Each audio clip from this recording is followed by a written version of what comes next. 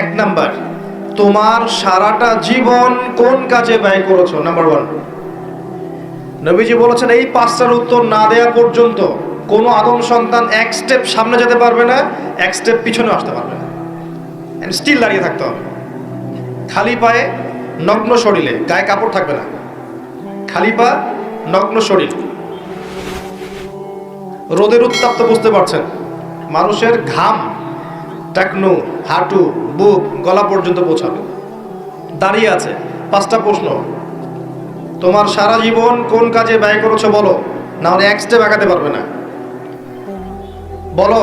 দুই নাম্বার প্রশ্ন, স্পেশালি তোমার যৌবন, যুবকদেরকে বলছি, স্পেশালি তোমার যৌবন কোন কাজে ব্যয় করেছো বলো, আগাতে দেওয়া হবে না। না হলে বার্ধক্যে অনেকেরই মৌতের ফিকির আসে, সারা জীবন সুদ খেয়ে শেষ বয়সে চিল্লা দিয়ে এসেছে এমন লোক আছে। সারা জীবন ঘুষ খাইছে, দুর্নীতি করছে, মদ খাইছে, জেনা করছে, জুয়া খেলছে, শেষ বয়সে হজ করে আলহাজ হয়ে গেছে, এমন লোকের অভাব নাই। যৌবন কাল ভাইটাল টাইম, এই সময়টাতে সবাই হেদায়েতের পথে চলতে চায় না।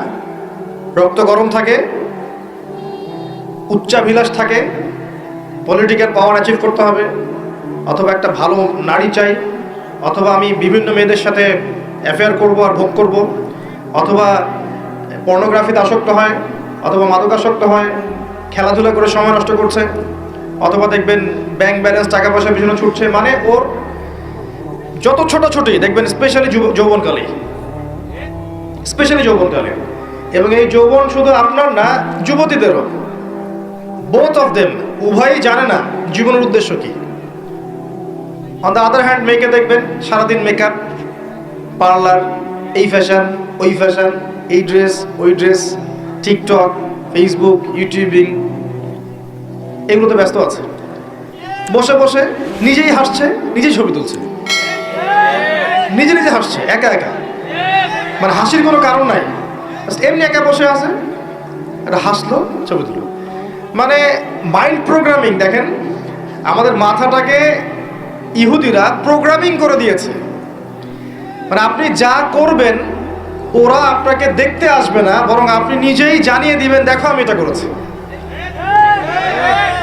ওয়াইফকে নিয়ে ঘুরতে গেছে, ছবি দিবে ফেসবুকে, কয়দিন পর হয়তো বাথরুমে বসেও ছবি দিবে। এটাই বাকি আছে খালি, আই থিঙ্ক শুধু এটাই বাকি আছে, বাকি সবই দেওয়া যায়। এগুলো দিস হয়, আমি আপনাদের ভাষা বুঝি না, বলতে পারি না, এগুলো মাঝে মধ্যে দেখা যায়। ভালো করে খেয়াল করেন, মানুষের দুইটা জীবন, এই যে ব্যক্তিগত জীবন আর পাবলিক লাইফ। পাবলিক লাইফ, আপনি আমি এখন পাবলিক লাইফে আছি, আমাদের প্রাইভেসি আছে, সব কিছু তো আপনি জানবেন না, আবার আপনার সব কিছু আমি জানবো না। একটা প্রাইভেট লাইফ, ব্যক্তিগত জীবনে আপনি খান, ঘুমান, আপনি স্ত্রীর সাথে থাকেন, ঘরের মধ্যে অনেক কিছুই করেন। এই মাইন্ড প্রোগ্রামিং করে ওরা আমাদেরকে এমন একটা মানসিকতা দিয়ে দিয়েছে যে আমরা এখন পাবলিক লাইফ আর প্রাইভেট লাইফের পার্থক্য বুঝতে পারছি না।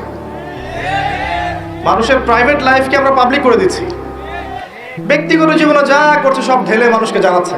ওরা কিন্তু জানতে আসছে না, আপনি জানিয়ে দিচ্ছেন ফেসবুকে।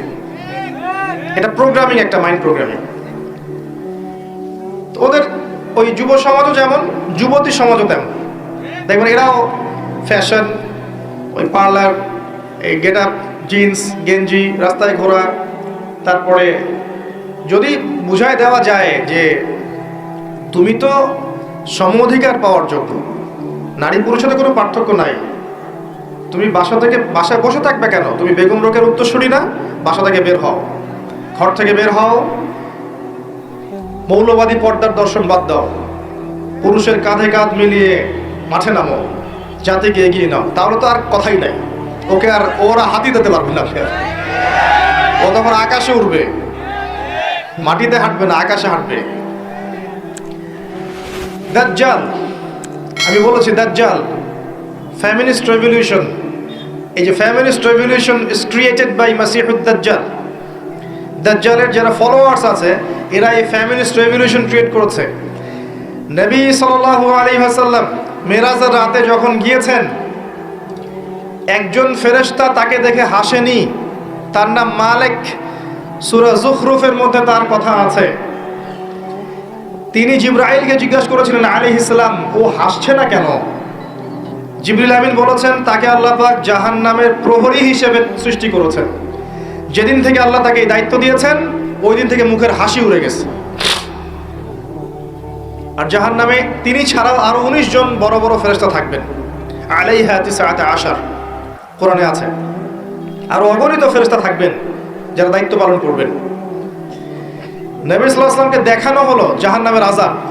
তিনি দেখলেন, পৃথিবীতে এসে বললেন মেরাজ শেষে যে আমি জাহান্নামকে দেখেছি, যেখানে উদ্ধত এবং অহংকারীরা আছে এবং সেখানকার বেশিরভাগ অধিবাসী হচ্ছে মহিলা, নারী। তার মানে শোনেন, এই হাদিসের ভুল ব্যাখ্যা বোঝেন না। এটা সমস্ত উম্মতদের জন্য নয়, এটা এই উম্মতের জন্য খাস। নবী সাল্লাল্লাহু আলাইহি ওয়াসাল্লামকে মেরাজের রাতে যে শাস্তিগুলো দেখানো হয়েছে, এগুলো এই উম্মতের জন্য বেশি খাস।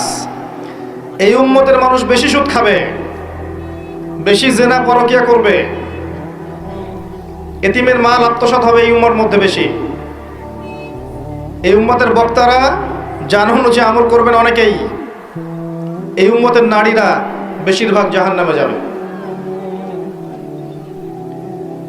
শেষ 100 বছরের দিকে তাকান, বেশিরভাগ অনুসারী যদি জাহান্নামে যায় মহিলা এই উম্মতের, তার মানে এই উম্মতের মহিলাদের সাথে শেষ জামানায় এমন কিছু হবে যার ফলে তারা দিনের পথে থাকতে পারবে না। শেষ জামানায় এমন কিছু ওদের সাথে হবে যার ফলে ওরা তাওহীদ, দ্বীনের জ্ঞান অর্জন, সুন্নত, পর্দা, হালাল এই বিষয়গুলো মেনে চলতে পারবে না, প্রতিবন্ধকতার শিকার হবে। আর সেই বিষয়টাই বলেছে আমি আমার ব্যাখ্যায়, এটা হচ্ছে ফ্যামিনিস্ট রেভলিউশন, নারীদের এই অবাধে বেলাল্লাপনা। এটা আজকে থেকে 100 বছর আগে ছিল না। আজকে থেকে 100-200 বছর আগের দিকে তাকিয়ে দেখেন, এরকম পশ্চিমা ধাঁচে সারা বিশ্বে মুসলিম কান্ট্রিগুলোতে মেয়েরা এইভাবে ঘুরে বেড়ায়নি কখনো। যারা নারীরা এখন পুরুষের আসন নিয়ে নিয়েছে, আর পুরুষ হয়ে গেছে নারী। পোশাক পরিবর্তন হয়ে গেছে, নারী পুরুষের পোশাক পরছে, মেয়ে নারীর পোশাক পরছে। দেধার সে ফ্রি মিক্সিং, যেখানে যাবেন ফ্রি মিক্সিং, মার্কেটে যান ফ্রি মিক্সিং, স্কুলে যান ফ্রি মিক্সিং। ফ্রি মিক্সিং বোঝেন তো? মানে আপনার পাশে বসে আছে গায়রে মাহরাম, আপনার মনে হবে সে আমার কলিগ। আপনার পাশে বসে আছে একটা গায়রে মাহরাম যার সামনে পর্দা করা ফরজ আল্লাহ করেছেন, আপনার কাছে মনে হবে সে আমার কাজিন, সে আমার সহপাঠী, সে আমার ফ্রেন্ড, সে আমার ভাইয়া, সে আমার টিচার। এটা মনে হবে। আল্লাহ ওদের সাথে পর্দা করা ফরজ করেছেন, কিন্তু ওই মেয়ের কাছে মনে হবে এই ব্যাপার। এটা ফ্রি মিক্সিং। স্কুলে ফ্রি মিক্সিং। স্কুলের ছেলেমেয়েরা এখন পর্ন দেখে। স্কুলের ছেলেমেয়েরা বসে বসে, ক্লাসে বসে বসে পর্ন দেখে। এটা সেকুলারদের মিডিয়া থেকে খবরগুলো বলছে। ইসলামিক মিডিয়া তো নাই আমাদের কাছে, সেকুলারদের মিডিয়া থেকে খবরগুলো বলছে। রিপোর্ট হয়েছে এগুলো নিয়ে অনেক, ইউটিউব ঘাটে। ক্লাসে বসে বসে ছেলে মেয়ে পর্ন দেখছে, স্কুলের ছেলেরা, স্কুলের মেয়েরা। আজকে থেকে 50 বছর আগে কল্পনা করতে পারতেন? আমরা করেছি এগুলা? আমরা তো বেশি বয়স না, আমরা করেছি। এখনকার কলেজে যাবেন ফ্রি মিক্সিং, গ্রুপ স্টাডি করতেছে বসে, ছেলে টিচার মহিলাদেরকে পড়াচ্ছে, মেয়েদেরকে পড়াচ্ছে ব্যাচ করে। ছেলে টিচার, মেয়ে টিচার, ছেলেরা ব্যাচ করে পড়ছে। গায়রে মাহরাম, পর্দা করা ফরজ ছিল। বোঝানো হয়েছে সে তো শিক্ষক, আমি তো ছাত্র। সে আমার টিচার, আমি তার ছাত্রী। বাবার মতো সম্মান তার আমার। এই বাবার মতো সম্মান করতে গিয়ে মাঝে মাঝে বাবার ভূমিকায় গায়ে হাতও দিচ্ছে। মা ভালো থাকো।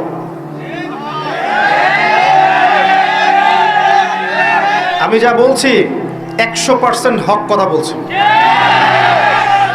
ইউনিভার্সিটিগুলোর মধ্যে এগুলো হচ্ছে, এবং আমরা ইউনিভার্সিটির সিঁড়ি পেরিয়ে এই চেয়ারে বসেছি, এমনি এমনি বসিনি। এগুলো হচ্ছে। প্রচুর মেয়ে ইজ্জত হারাচ্ছে, প্রচুর মেয়ে। এবং কোনো কোনো ক্ষেত্রে দেখা যায় মহিলা টিচারের সাথে ছেলেদেরও সম্পর্ক হয়ে গেছে, এমন হয়েছে। তাহলে এটা নিশ্চয়ই শিক্ষা ব্যবস্থার উন্নতি, অগ্রগতি, প্রগতি বলতে পারি না আমরা। তাহলে কি শিখালাম আমরা জাতিকে? আমরা আসলে কি শিখছি আর কি শিখাচ্ছি? শালীনতাই যদি শেখাতে না পারলাম, একটা শালীন সমাজ গড়তে না পারলাম, সমাজের মধ্যে বাহির থেকে দেখে মনে হয় সমাজ এগিয়ে যাচ্ছে, ভিতরে দেখা যায় সমাজের কাঠামো ভিত্তিহীন, তাহলে আপনি কি করছেন? একটা জ্ঞান ইলম শিখতে যাবে মানুষ, ইলম শিখতে গিয়ে যদি এই ঘটনা ঘটে, কি শিখবে আর জাতিকে শিখাবে এটা কি বলেন?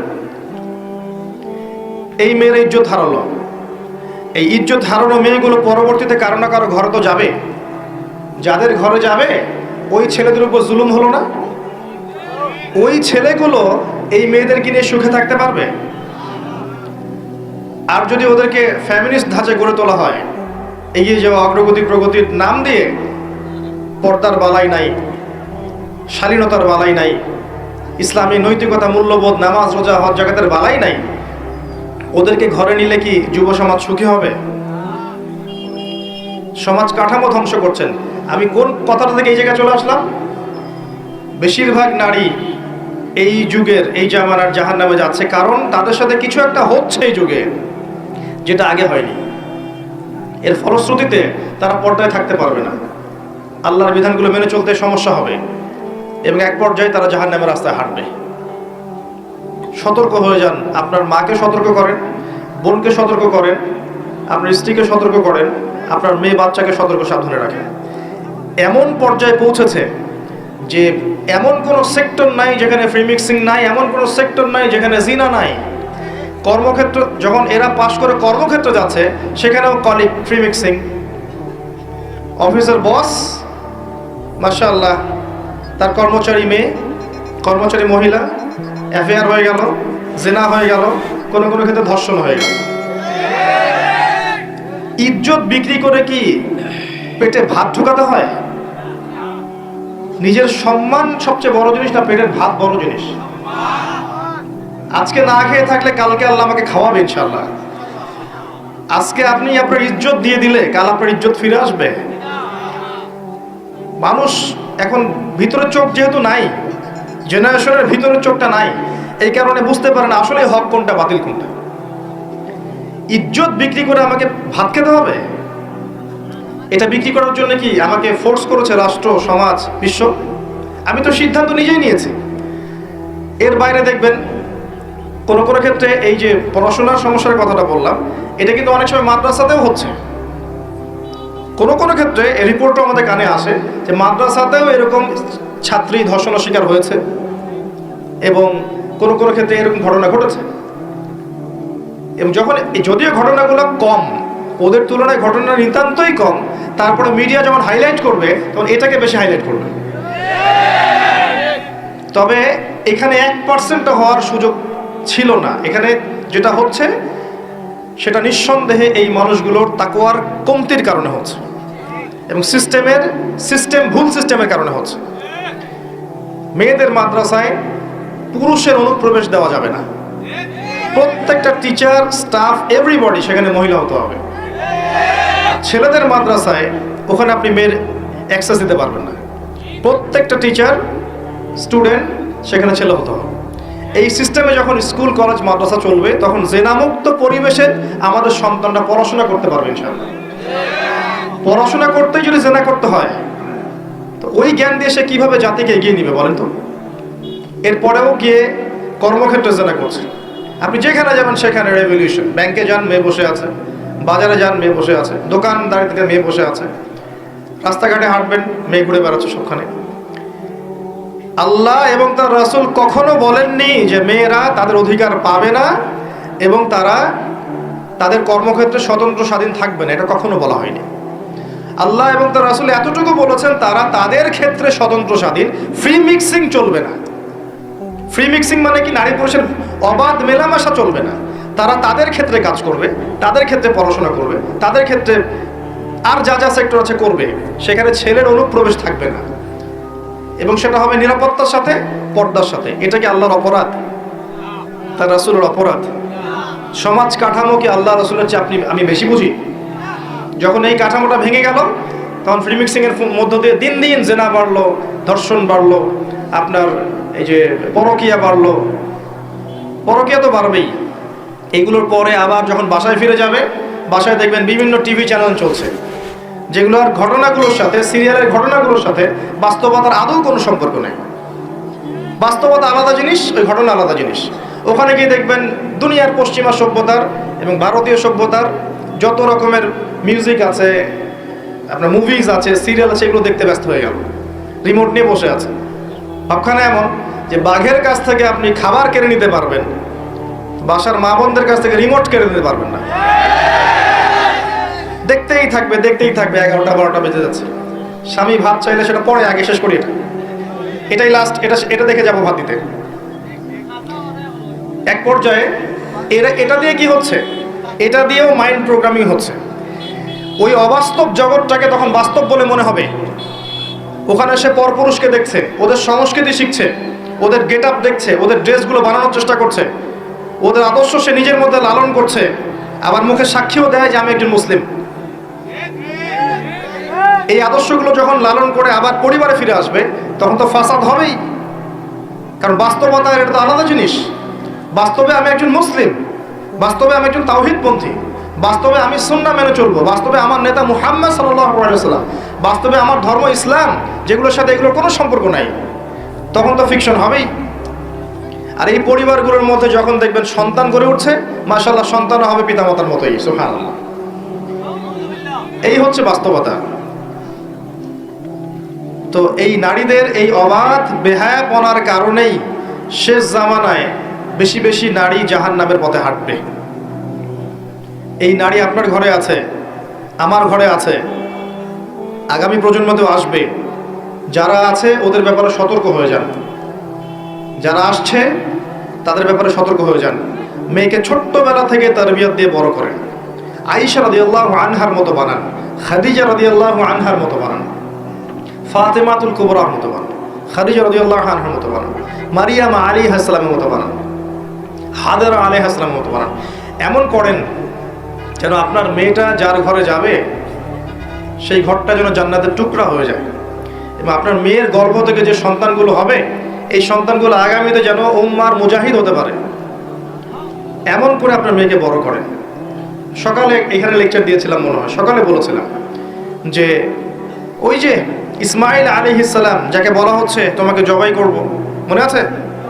তিনি বলেছেন কি, সাতাজিদুনি ইনশাআল্লাহু মিনাস সাবিরিন ইফআল মা তুমার। বাবা, আপনাকে যে আদেশ করেছেন আল্লাহ, আপনি তাই করেন, আমাকে ধৈর্যশীল পাবেন ইনশাআল্লাহ। বয়স আমার চেয়ে মিনিমাম 15 বছর কম হবে তার। এই বয়সের একটা বাচ্চাই কথা বলছে।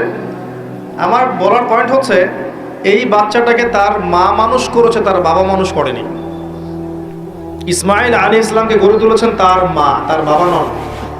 যদি আপনি ইসমাইল আলাইহিস সালামের মায়ের মতো মেয়ে, বোন, স্ত্রী পান বা তৈরি করতে পারেন, তখন গিয়ে আপনি দেখবেন ইসমাইলের মতো সন্তান হবে ইনশাআল্লাহ। তার আগ পর্যন্ত সম্ভব না। এই ফ্যামিলিস্ট রেভলিউশনের মহিলাদের গর্ভ থেকে আপনি খালিদ বিন ওয়ালিদ, ওমর ইবনে খাত্তাব, ইসমাইলের মতো সন্তান যাচ্ছেন। এখানে আপনি বলিউড হলিউডের নায়কের মতো সন্তান পাবেন, এর বেশি কিছু আশা করতে পারেন না। এরপরে যদি এদেরকে আল্লাহ হেদায়েত দেন সেটা আলাদা বিষয়। এবার আসেন, আমি আলোচনা একটা পয়েন্টে গিয়ে এই জায়গা থেকে শেষের দিকে যাচ্ছি, এই অংশটুকু ভালো করে বোঝো। আমরা যে 5টা প্রশ্নে ছিলাম, যে জীবনটা কিভাবে কাটিয়েছো, যৌবনটা কিভাবে কাটিয়েছো, তারপরের প্রশ্ন করবেন আল্লাহ পাক উপার্জন কোন পথে করেছো, 4 নম্বর প্রশ্ন করবেন কোন পথে ব্যয় করেছো, আর 5 নম্বর করবেন জানা অনুযায়ী আমল করেছো কিনা। এই 5 প্রশ্নের উত্তর না দেওয়া পর্যন্ত কিয়ামতের মাঠেও কেউ আমল নামা ডান হাতে পাবে না, হিসাব নিকাশ শুরু তো হবে না, তার বা আগাতে পারবে না, পুলসিরাতও পার হওয়ার সুযোগ দেওয়া হবে না, এবং চিরস্থায়ী জান্নাত জাহান্নামের ফয়সালাও হবে না, দাঁড়িয়েই থাকতে হবে। এখন প্রশ্ন হচ্ছে যে এই ফিতনাময় পরিবেশে কিভাবে আমরা এমনভাবে চলতে পারি যার ফলশ্রুতিতে আমরা ওই প্রশ্নগুলোর উত্তর দিতে পারবো। এটাই সবচেয়ে বড় চ্যালেঞ্জ, তাই না? সবচেয়ে বড় চ্যালেঞ্জ এখন এটাই। কারণ আমরা আজকে শিখে ফেলেছি অলরেডি যে আপনার আমার আত্মা মরবে না। আমরা শিখে ফেলেছি অলরেডি যে আমাদেরকে দুনিয়ার জীবনটা দেওয়া হয়েছে পরীক্ষা করার জন্য। আমরা শিখেছি এরপরে আমাদের জন্য চিরস্থায়ী জীবন আসছে, এই জীবনটা শেষ নয়, মৌত সব কিছু শেষ নয়। আমরা এটাও জেনেছি যে এই 3টা আর 5টা 8টা প্রশ্নের উত্তর আপনাকে আমাকে সবাইকে ফেস করতে হবে, কেউ বাদ যাবে না। একদম ইসরায়েলের প্রেসিডেন্ট থেকে শুরু করে আপনি আমি পর্যন্ত, ওই বিশ্ব নেতা থেকে শুরু করে আপনি আমি পর্যন্ত, এই বিশ্বের প্রত্যেক নেতা, প্রত্যেক কর্মী, প্রত্যেক ধর্মনেতা, প্রত্যেক বিশ্ব নেতা, প্রত্যেক পলিটিক্যাল নেতা, প্রত্যেক হিউম্যান বিং, অর্থনৈতিক নেতা, সামাজিক নেতা, হুএভার হি ইজ, সে যেই হোক না কেন, তাকে এই 8টা প্রশ্ন ফেস করতেই হবে, যেই হোক না কেন। আল্লাহ কাউকে দেখে বাজ বিচার করবেন না। এবার আসেন কিভাবে সম্ভব এগুলো উতরে যাওয়া। 1 নম্বরে আসি, যদি আপনি আমি শিরিক না করি, শোনেন আমার কথা, আপনি আমি যদি শিরিক না করি